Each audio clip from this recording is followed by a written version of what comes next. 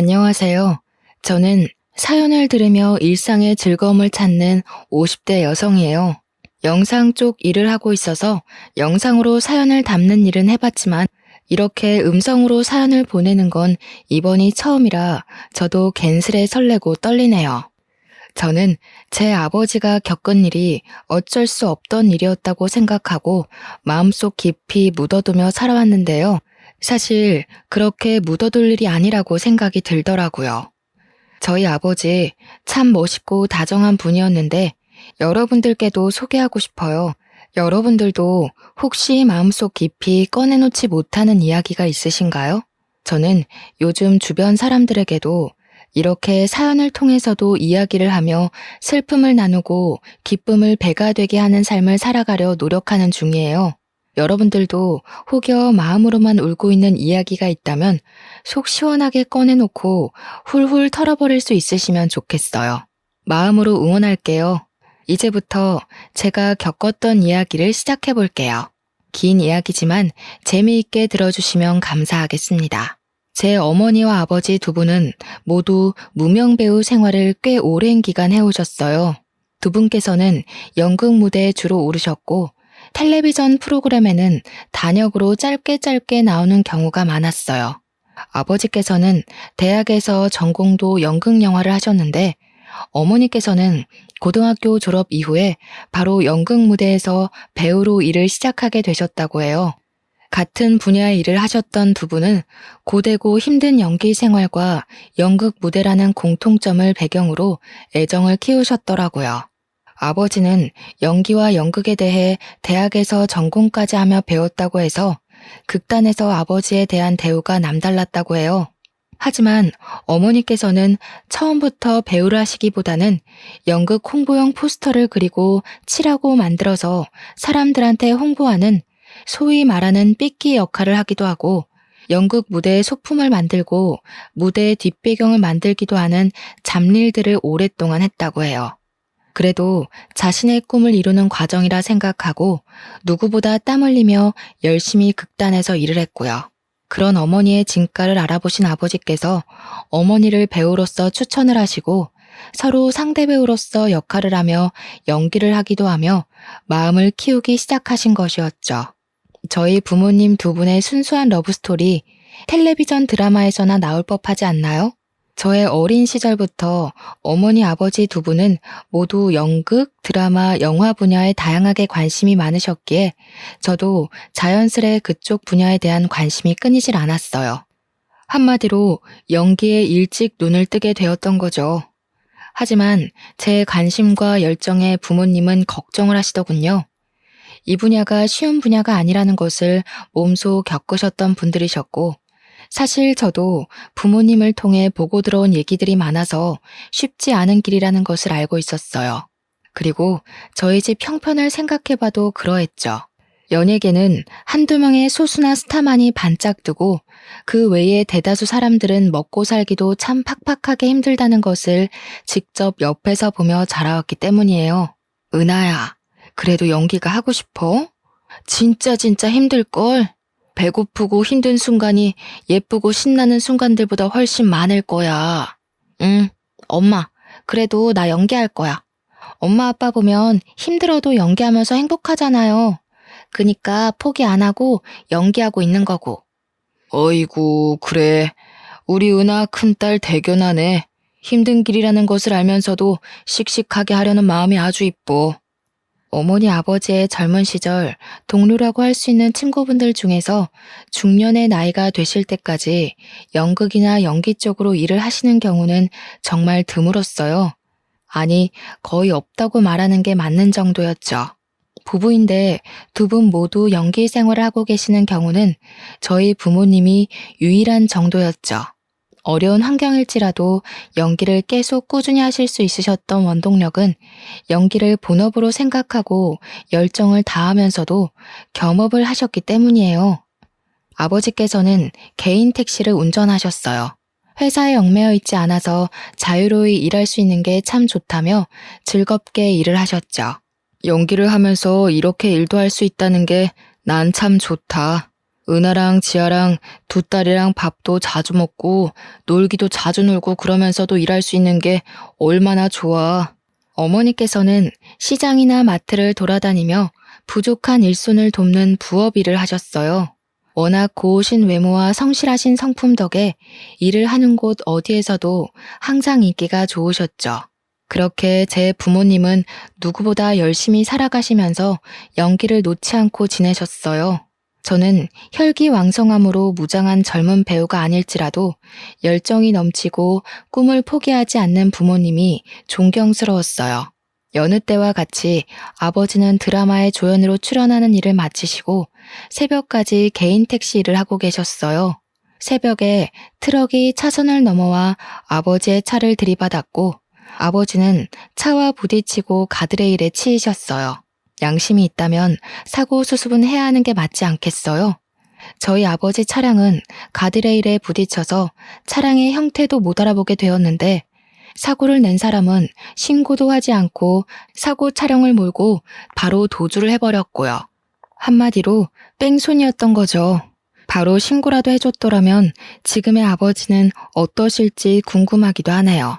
지나가던 차량들이 주춤거리다가 신고를 해줘서 구급대가 출동해서 아버지를 병원으로 이송할 수 있었고 경찰들이 사고 현장을 조사할 수 있었다고 해요. 범인을 찾기 위해 경찰들이 조사를 하고 저희 가족들은 사고 현장 근처에 현수막을 걸어두기도 했지만 역부족이었나 봐요. 하필이면 CCTV 사각지대에서 사고가 날 거라는 생각은 못했겠죠. 범인을 잡지 못한 분한 마음은 둘째치고 아버지께서 급작스러운 사고를 당하시고 병원 신세를 지게 되신 상황이 저희 가족에겐 더 큰 시련이었죠. 항상 가족의 기둥과 같은 분이셨는데 한순간에 이런 일이 일어날 줄 몰랐어요. 저와 동생 그리고 어머니께서 번갈아 가며 아버지 병간호를 했습니다. 몸을 움직이기도 어려운 수준이었기 때문에 갓난 아기를 돌보듯 모든 것을 저희 손을 통해 해야 했어요. 식사를 도와드리고 용변 보시는 것까지도 저희의 도움이 필요했죠. 저희도 어찌할 수 없는 저녁 시간에는 성인용 기저귀를 사용하셨는데 아버지께서는 어떤 것보다 그 점을 불편해하시고 싫어하셨어요.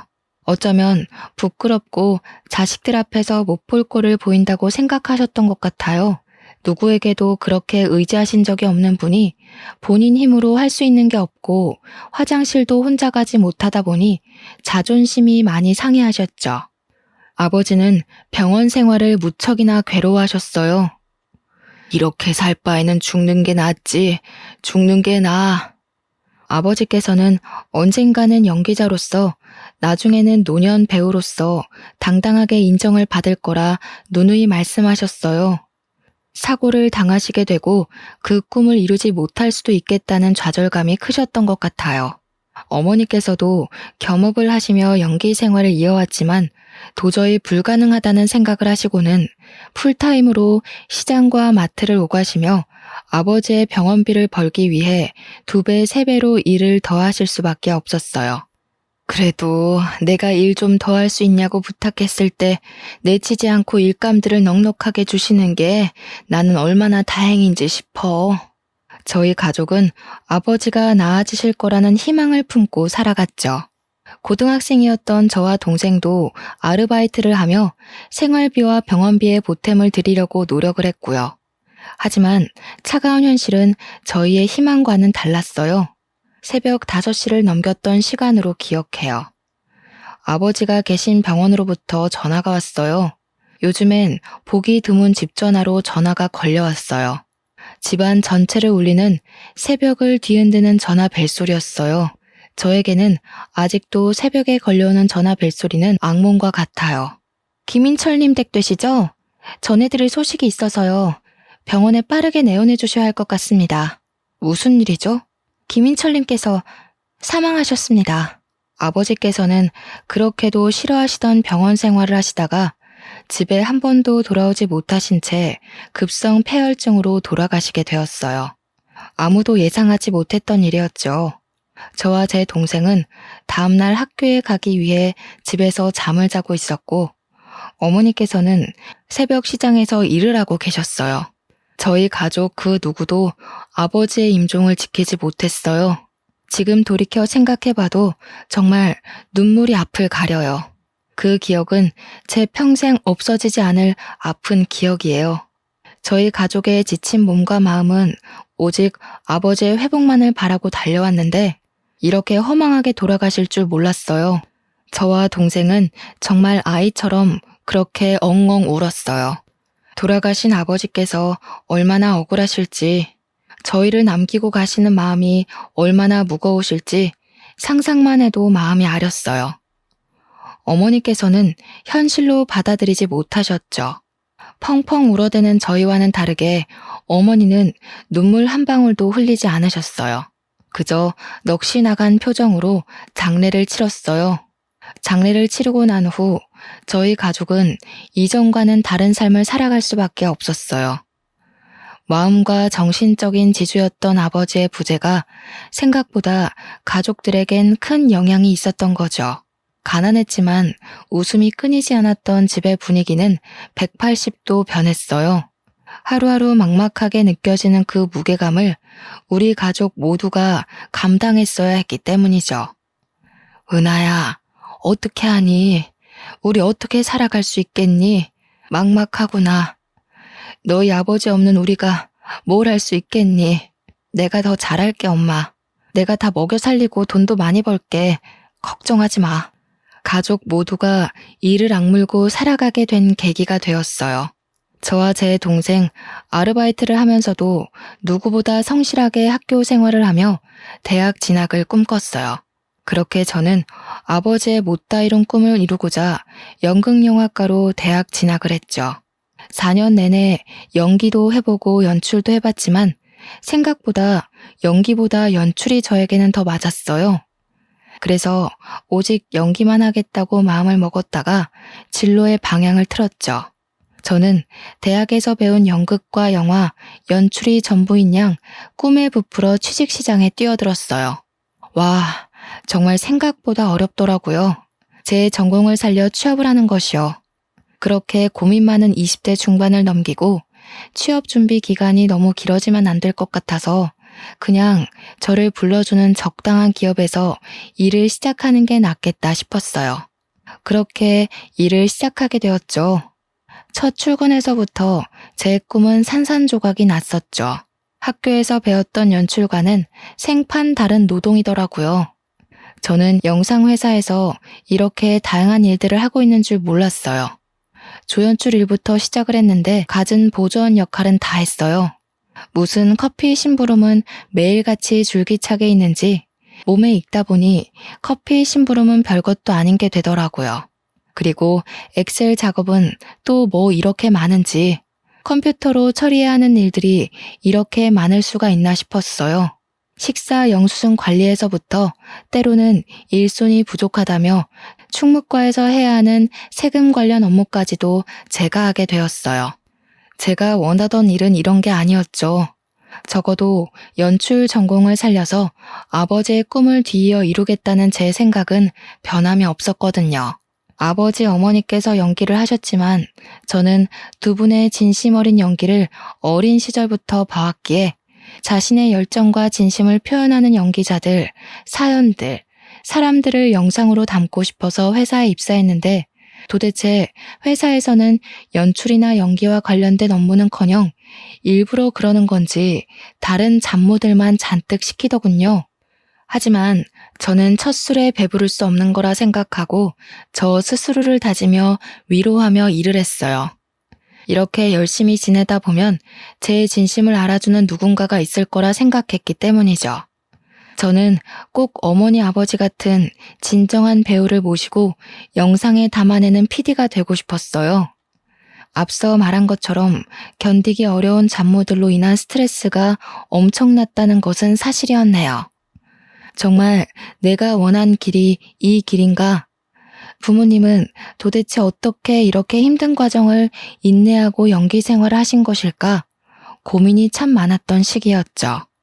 지금에서야 돌이켜 생각해보면 영상회사에서 영상이 아닌 다른 분야의 일들에 대해 다양하게 배울 수 있는 기회였다고 생각을 하지만 당시만 해도 이렇게 쉽게 생각하기 어려운 상황이었어요. 이 일을 시작하고 5년 차가 되었던 시기였어요. 일을 다니던 5년간 매년 영수증 관리나 시켰던 상사가 웬일로 저에게 영상 소재에 대해 같이 회의해보자고 제안을 했어요. 평소 그려왔던 다큐멘터리에 대해 신나게 말씀드렸죠. 회사에서 제대로 설명드리기 위해서 회의 자료들도 정말 열심히 만들어가고 PPT 작업까지도 해서 프레젠테이션을 발표했죠. 제가 오랫동안 기획해온 다큐멘터리 내용입니다. 모두가 주인공에만 스포트라이트를 비추고 박수를 쳐줄 때 누군가는 분명히 단역 조연으로 스포트라이트 밖에서 최선을 다하고 있죠. 이걸 저희 다큐에서 담으면 좋을 것 같아요.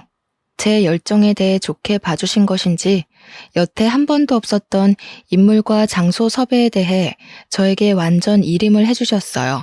아이디어를 더 디테일하게 내면서 어떤 영상 작품을 만들지 즐거운 고민이 시작됐죠. 몸은 힘들지라도 내 아이디어가 담긴 영상 작품이 생긴다는 마음에 굉장히 들뜨더라고요. 제가 어린 시절부터 꿈꾸듯 그려왔던 작품을 해야겠다 마음먹었어요. 무명 배우 단역으로서의 삶을 담은 다큐멘터리. 작품을 만들게 되었어요. 누구에게도 말씀드리지 않고 처음으로 엄마에게 출연이 가능하실지 제의를 드렸어요. 엄마, 여태껏 엄마가 아닌 다른 사람들이 주인공인 무대에 많이 섰잖아요. 이번에는 엄마가 주인공인 무대 어때요? 내가 다큐멘터리 하나 만들게 되었는데 엄마가 주인공이었으면 해서. 어머, 너무 잘 됐다. 작품 만들고 싶어 했던 건 오래전부터의 일인데 벌써 몇 년 동안 회사 생활을 하고 결국 네 작품을 만드는구나. 고생 끝에 정말 낙이 온다더니 축하해 딸. 그런데 엄마는 너무 늙고 못나서 출연하긴 좀 그래. 아니, 엄마가 어디가 어때서 그래요. 엄마만큼 고운 사람도 엄마만큼 성실한 배우도 본 적이 없어. 난 정말 내 작품이니까 꼭 엄마가 나와줬으면 해요. 아빠는 보고 싶고 출연을 부탁드리고 싶어도 이제는 그럴 수가 없잖아. 엄마가 꼭 주인공이 되어줘요. 어렵다는 엄마의 손사래에도 불구하고 저는 끈질기게 엄마를 설득했어요. 주인공이 엄마 혼자는 아니니까 너무 부담 갖지 않아도 된다는 점과 엄마의 진실한 이야기를 누군가에게 들려줄 수 있다는 것이 얼마나 큰 기회냐고 말씀드렸죠. 엄마는 생업이 바빠 연기 생활을 그만둔 지 오래라며 걱정하셨지만 어쩔 수 없이 그만뒀던 연기였기에 그만큼 연기에 대한 아쉬움이 남으시기도 하셨던 것 같아요. 결국 제 설득 끝에 출연을 하시기로 했죠. 엄마, 아버지 돌아가시고 연기 생활하고 싶어도 못했잖아요. 그 한을 좀 풀자. 우리 엄마 예쁜 얼굴 아깝단 말이야. 딸내미가 만드는 영상에 출연한다는 것도 얼마나 기분 좋은 일이야. 한번 나와줘요, 안배우님. 어머니를 필두로 다양한 단역 배우들을 섭외하고 다큐멘터리를 찍게 되었어요. 촬영 배경은 주로 대학로나 여의도였고요. 연극이나 방송을 짧게 하시는 경우가 많았고 대부분 사업을 하시거나 다른 일을 병행하면서 연기를 하셔서 양해를 구하며 촬영을 하게 되었죠. 아이고, 참 내가 뭐라고 이렇게 또 방송을 타게 해주나. 너무 고마워요. 촬영하시는 분들 고생이 많네요. 은하도 그렇고. 어머니가 주인공인 방송은 처음이시죠? 떨리실 것 같아요. 그래도 최대한 긴장 풀고 편히 말씀해 주세요. 인터뷰 형식으로 진행되다 보니 어렵지 않으실 거예요. 엄마가 겪어온 이야기, 연기에 대한 생각들 솔직하게만 이야기하시면 돼요. 저희 어머니는 주로 인터뷰 형식으로 촬영을 했어요. 이전에 어떤 사연이 있었는지를 말씀해 주셨죠. 어머니의 남편, 제 아버지와 연기로 만나고 사랑을 키워 아이들까지 낳아 키웠지만 허망한 사고로 먼저 이 세상을 떠났다는 이야기를 담았어요. 연기자에 대한 이야기인데 어머니의 사연이 사연인지라 뺑소니 사고에 대한 이야기를 길게 하시더라고요. 저도 방송을 통해 어떻게 해서든 범인을 찾고 싶었던 사심도 있었고요. 어떻게 CCTV도 제대로 없고 목격자 한 명도 없는 사고라는 것이 존재할 수 있는 것이고 그 사고의 당사자가 저희 아버지가 될 수 있는 것이었을까요? 그로 인해 목숨까지 잃게 되신 저희 아버지. 어머니께서 눈물을 억지로 눌러 참으시며 아버지 이야기를 꺼내시는데 저희 스태프 모두 눈물을 함께 훔칠 수밖에 없었어요. 그런 일이 있었던 건 몰랐어요. 은하 PD 고생 많았네요. 진짜 텔레비전에 나올 만한 사연인데요. 어떻게 뺑소니 범인을 못 잡을 수가 있지? 여태까지. 가족들 다 마음고생 무지하게 심했겠다. 그렇죠. 우리 가족 마음고생 심했지. 그래도 그 일을 계기로 이악 물고 살아서 내가 이렇게 PD도 하고 있는 게 아닐까 싶긴 해요. 억울하긴 해도 우리 가족 눈 감고 귀 막고 열심히 살았지 뭐. 또 영상이 담긴 한 분의 경우는 배달 일을 하시며 연기 생활을 오랫동안 병행해 오시기도 했어요. 사실 배달 일을 하면 몸도 얼굴도 상하고 정말 필요한 일인데 연기에 대한 열정이 있어도 연기만으로는 도저히 월세만 해도 감당하기 어려울 정도였기 때문이라고 하셨죠. 저희 부모님 외에도 다양한 단역분들의 애환과 감동을 담은 다큐멘터리는 꽤 오랜 기간 시간이 걸려 최종적으로 완성이 되었어요. 영상으로 찍는 것도 오래 걸리지만 편집을 하고 컴퓨터 그래픽과 자막을 넣고 수정을 하고 완벽한 영상물을 만드는 데까지가 꽤 오랜 시간이 걸리는 작업이었죠. 이제 다큐멘터리를 방송에 내보내기 전에 마지막 관문이 남아 있었습니다. 영상이 방송을 타기 전에 대표님의 컨펌이 필요했던 것이죠. 그래서 영상을 대표님께 보여드렸습니다. 긴장되고 떨리는 순간이었죠. 혹여나 마음에 들지 않으신다는 말씀을 하시면 완성된 영상일지라도 방송에 나가지 못할 테니 말짱 도루묵일 테니 말이에요. 우리 진짜 그동안 고생했다. 이제 마지막으로 조금만 더 힘내서 일해봅시다. 대표님 컨펌만 떨어지면 끝이야 끝. 그러게요. 드디어 끝이라는 게 보이기는 하네요. 와, 진짜 고생했다 우리. 컨펌 잘 되면 좋겠어요, 진짜로. 대표님과 저 그리고 대표 스태프 몇 명이 함께 영상을 시청하며 최종 컨펌을 하는 시간이었습니다. 저는 입이 바싹바싹 마르더군요. 그렇게 긴장이 되던 것은 일을 하면서는 처음 있던 일이었죠. 갑자기 당황스러운 일이 벌어졌어요. 영상을 잘 보고 계시던 대표님이 오열을 하시는 상황이 생긴 거죠. 처음에는 당황한 표정을 감추지 못하셨는데 이내 눈물을 터뜨리시더라고요. 이게 무슨 상황인가 싶었죠. 저는 놀라서 입을 다물지 못했지만 대표님께 휴지를 내어드리며 조용히 괜찮으시냐고 영상에 문제가 많다고 생각이 드시냐고 여쭤보았어요. 대표님, 괜찮으세요? 무슨 일이신지 여쭤봐도 괜찮으실까요? 제 영상 감동적일 수는 있지만 대표님께서 오열하시면서까지 그렇게 울만한 이야기는 아니었는데요. 아, 미안해요, 은하씨. 지금 내가 너무 마음이 가라앉지를 않아서 다음에 따로 시간 내서 말씀드릴게요. 저도 생각 정리 좀 해야 할 것 같아서요. 대표님의 뜬금없는 오열에 당황한 저와 스태프들은 침묵을 지키며 사무실에 각자 자리로 돌아왔습니다. 순간 저희의 노력이 물거품이 된 것만 같은 기분이 들었어요.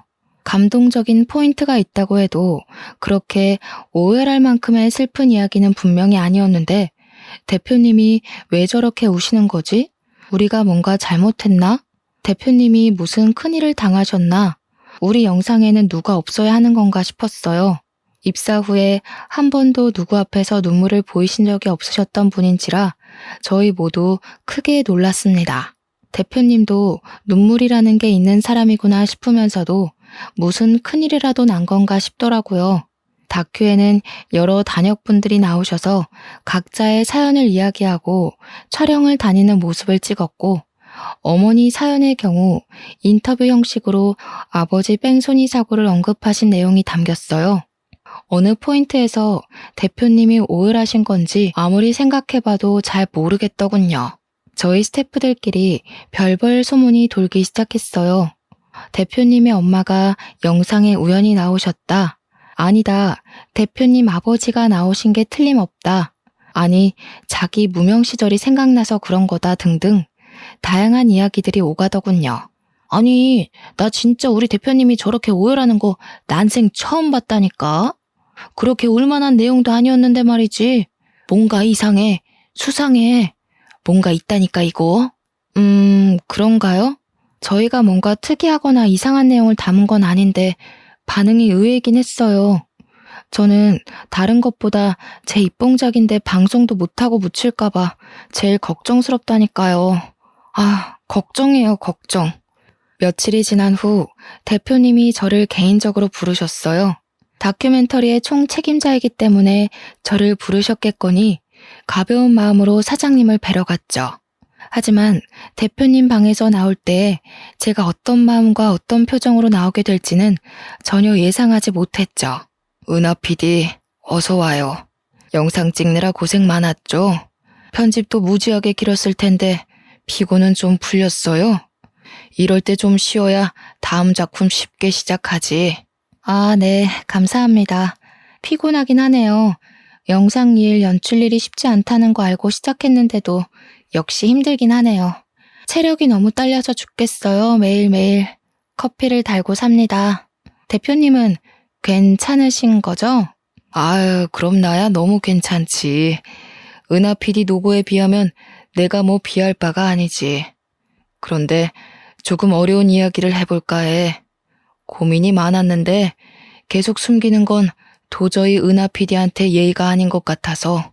대표님이 무게를 잡으시며 하셨던 이야기는 상상 초월의 내용이었어요. 대표님은 어린 시절 아버지 밑에서 자라셨다고 해요. 한부모 가정에서 자라셨던 거죠. 어려운 환경 속에서 자라셨다며 한참을 뜸을 들이며 말씀하시더군요. 은하 PD, 이런 이야기를 전하게 될 줄은 몰랐는데 정말 미안해. 놀라지 않았으면 좋겠는데 놀랄 수밖에 없는 이야기야. 아, 괜찮아요, 대표님. 어서 말씀해 주세요. 대표님께서는 다시 어린 시절 이야기를 이어가셨어요. 아버지와 함께 지내왔는데 아버지께서 야채 트럭을 운영하셨다고 하시는 거예요. 아, 그렇구나 듣는데 이런 이야기를 왜 나한테 하는 거지? 의문스럽게 느껴졌어요.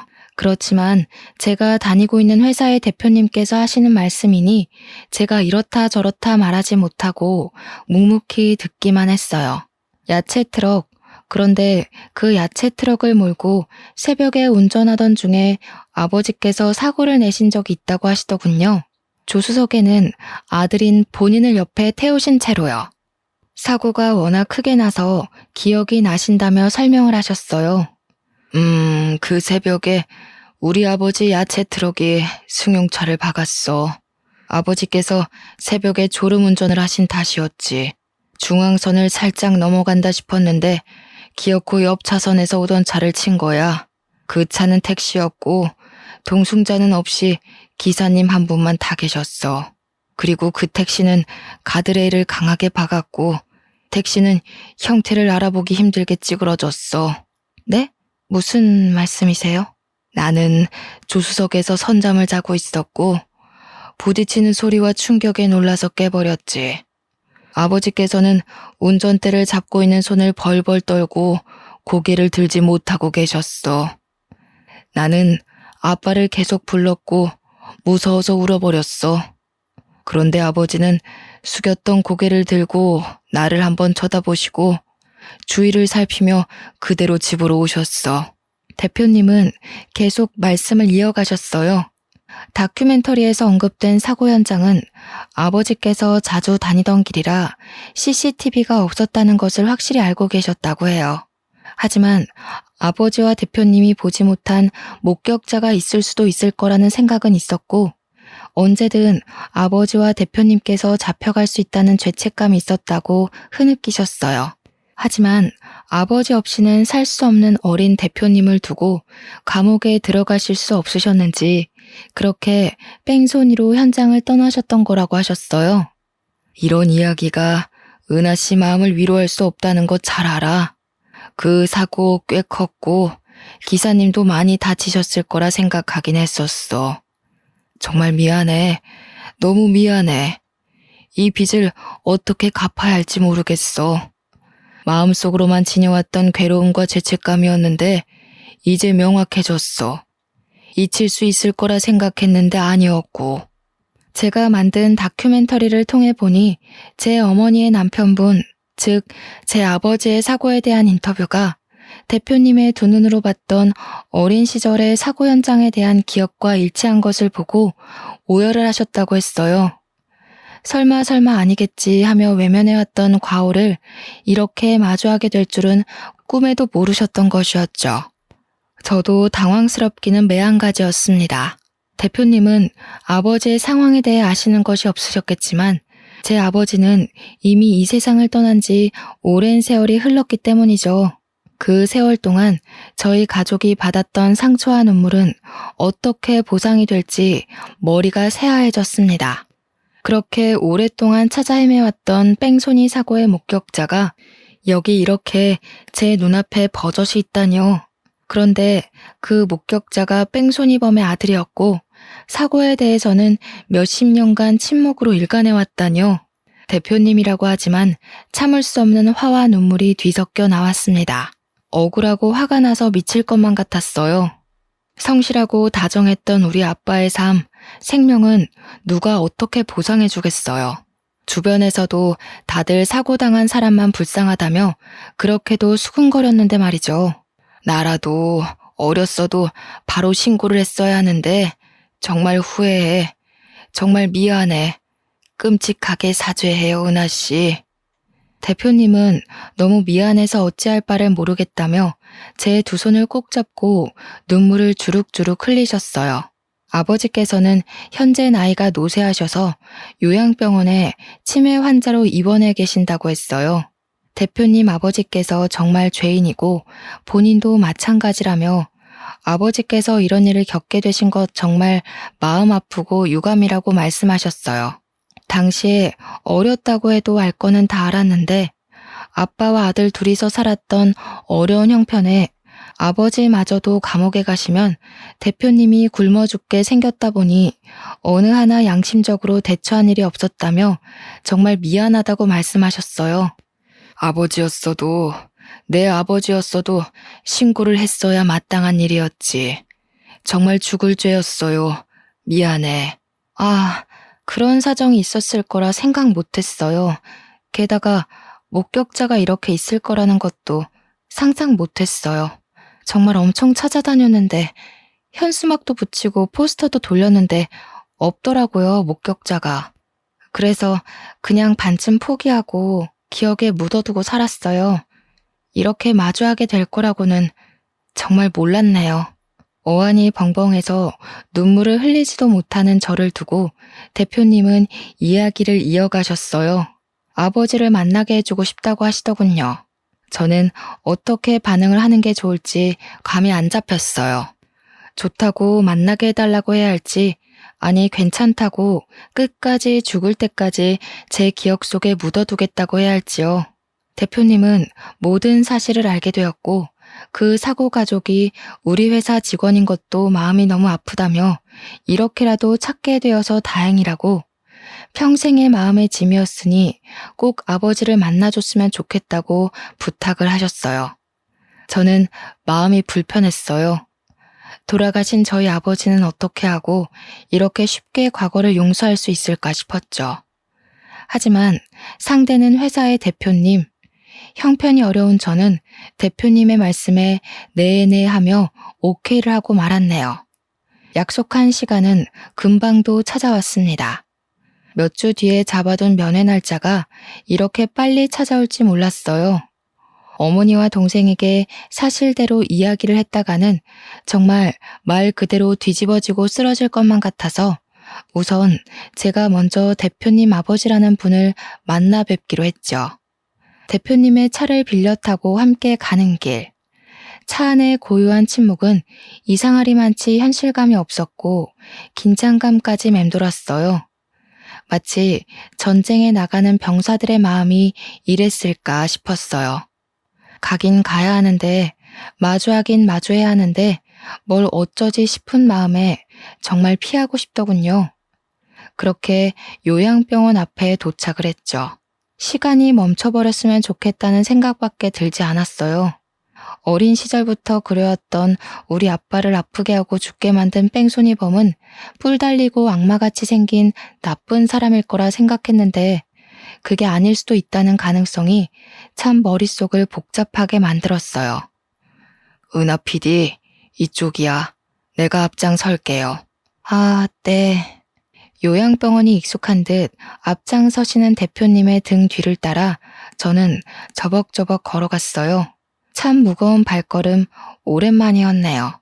어떤 이야기부터 시작해야 할지 원래 가해자를 찾게 되면 멱살잡이를 하겠다 마음먹고 살아왔는데 이렇게 만나게 될 줄은 몰랐죠.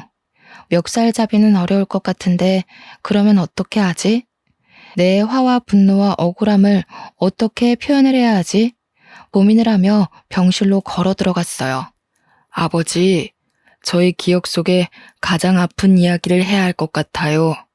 이제는 분명히 마무리해야 할 것 같아서요. 이렇게 이야기를 하시며 대표님은 먼저 무릎을 꿇고 이야기를 시작하셨어요. 노쇠한 노인분이 침대에서 내려와 대표님과 함께 나란히 무릎을 꿇고 눈물을 흘리셨어요.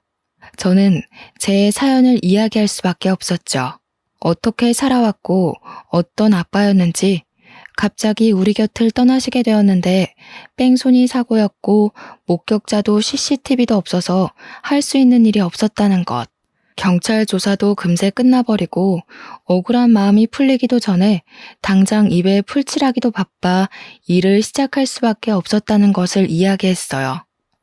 어쨌든 저쨌든 우리가 어떤 이야기를 하고 슬퍼해도 저희 아버지는 이미 이 세상에 계시지 않아요. 우리 아빠 살려내요. 미안합니다. 죄송합니다. 입이 1000개 만개여도 부족해요. 경찰서 앞을 몇 번을 찾아갔는지 모르겠어요. 이 노인네가 갈 때가 다 돼서야 이렇게 마음을 전하네요. 부족한 인간이라 미안해요. 내가 그때 제대로 죗값을 치렀어야 하는 건데 정말 미안해요, 아가씨.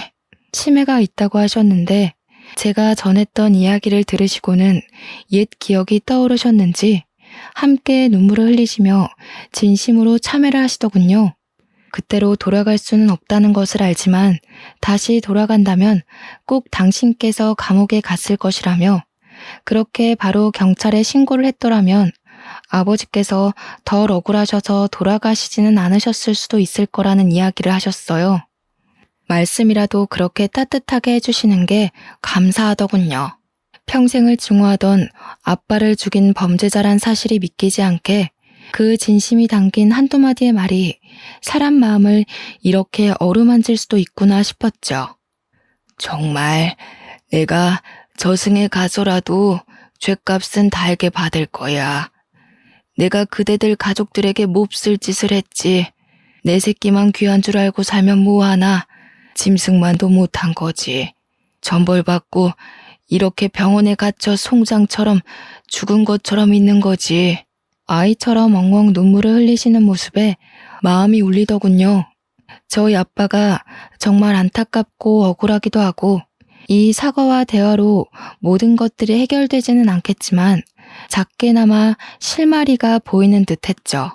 그동안 마음을 억눌러 오던 짐을 조금은 덜어놓은 것만 같았어요. 이후 제가 겪은 상황을 제 어머니와 동생에게 알렸고 정말 둘은 까무러치듯 놀라 자빠졌어요. 그래도 저희가 직면한 현실을 마주하고 해결해야 할 것들은 해결해야겠다 싶어서 어머니와 대표님과의 자리를 마련한 뒤 두 분의 독대가 있었습니다. 두 분만이 나눌 수 있는 이야기가 있었겠죠. 어머니는 대표님과의 대화 이후 아버지의 부재가 생긴 이래로 처음 보는 후련하고 홀가분한 표정을 지어 보이더라고요. 너희 아버지 그렇게 허망하게 가버리고 우리 얼마나 눈물로 매일을 보냈니?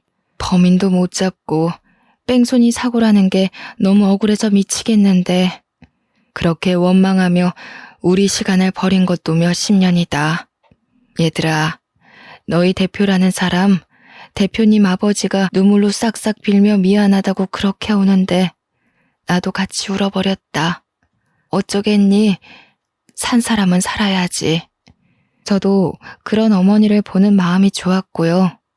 어머니는 제가 생각했던 것보다도 훨씬 강한 여성이었더군요. 대표님과 대표님 아버지라는 사람들이 너무너무 밉고 죽을 만큼 싫었지만 이렇게 사정을 듣고 진심 어린 사과를 듣고 나니 산 사람은 또 살아가야 하는 것이 아니겠냐고, 죽은 사람을 어떻게 되살릴 수는 없지 않겠냐며 더 이상 당신네 가족을 원망하지 않겠다며 대화가 끝났다고 했어요. 이후 대표님은 미안하고 사죄하는 마음 작게라도 표현하고 싶다며 엄마와 저에게 회사 주식을 증여해 주셨어요. 미안한 마음 어떻게 표현을 해야 할지 모르겠고 이걸로 되지 않을 거란 것도 너무 잘 알지만 제 작은 마음이니 꼭 받아주세요.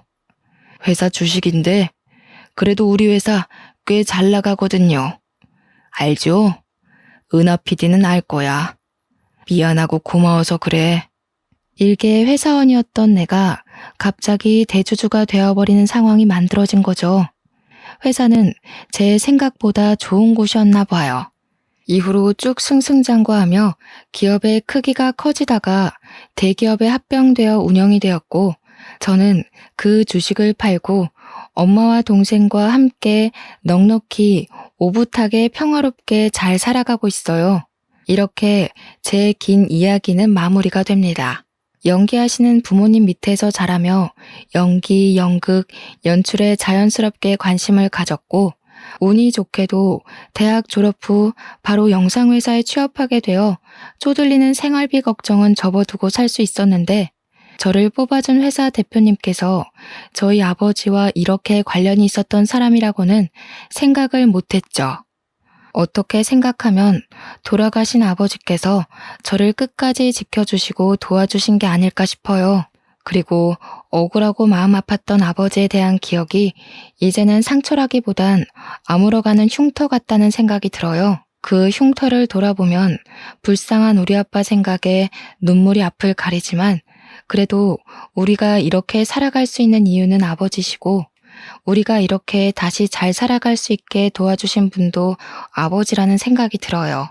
아빠가 살아서 우리 가족과 함께 울고 웃을 수만 있으면 다른 소원이 없을 텐데, 정말 이제는 아버지에 대해 제대로 작별 인사를 해야 할 때인 것만 같아요. 저의 사연은 이렇게 마무리하겠습니다. 긴 사연을 들어주신 여러분 정말로 감사합니다. 그리고 아버지에 대해 짧은 편지를 남길게요. 아버지, 항상 저희 곁에 함께 하신다는 거 잘 알고 있어요. 힘들 때마다 아버지 생각이 나지만 아버지를 생각하며 제 마음을 다잡을 수 있어요. 아빠, 너무 보고 싶어요. 하지만 저희 가족이 이 세상에서 행복하게 살아가는 것이 아버지한테는 가장 큰 바람일 거라는 생각이 들어요. 아빠, 제 아버지가 되어주셔서 감사해요. 다시 태어나도 아빠 딸이 되고 싶어요. 감사해요. 사랑해요.